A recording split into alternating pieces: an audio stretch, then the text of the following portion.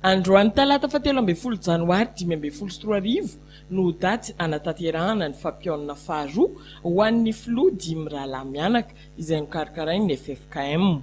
Miandry izay ho valin'ity fampiaonana ity indray ary ny vahoaka malagasy. Fampiaonana Dimy Rala fahitako azy karazany sasany.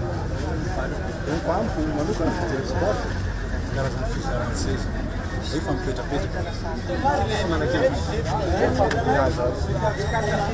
Miandry zay taondreo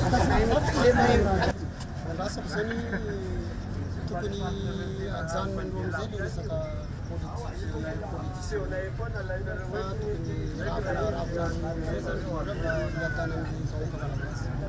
voalohany indrindra aloha zany ny olona mampiavana dia ny FFM aloha. Zany hoe io FFKM io zany karazana mpanelanelana amin'ny fandaminana ny adiny zalahy Dimy Rala teo amin'ny fitondrana zany. Fa ny FFM zany tena tompona andraikitra voalohany amin'ny fampihavanana.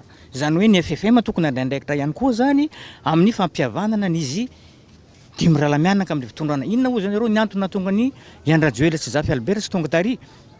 Dikany fa misy antony zany mahatonga reo tsy tonga tary zany fa misy zavatra miafinafina kely hitantsika ao. Fanjarantsika zany androany miheno hoe tanteraka ve le fampiaonandreo ireo dimy mianaka amin'ny Rala sa tsy tanteraka. Eo tsika mitazy. Tsy manan-kolazaina amin'ny mihitsy aho, zay mahasoa zareo afa ataondreo.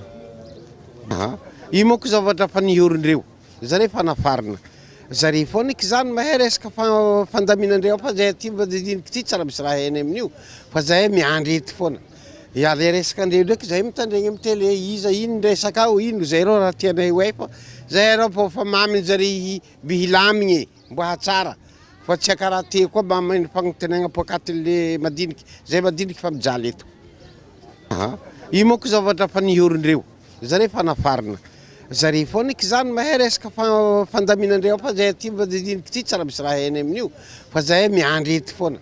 Ya le resaka andreo ndraiky zay mitandregny amin'ny télé iza ino resaka ao ino zay reo raha tianay hoe fa zay reo fa maminy zare bihilamigny mbo hatsara fa tsy karaha te koa maminy fagnontenagna pokatin'le madiniky zay madiniky fa mijaly eto. Tsy miasa, tsy magnino. Ata raha handevy an-tragno fa tsisy. Zareko politika raha fa raha ndesindreo aby alaigny zare mba politika zare politika hanjara eky.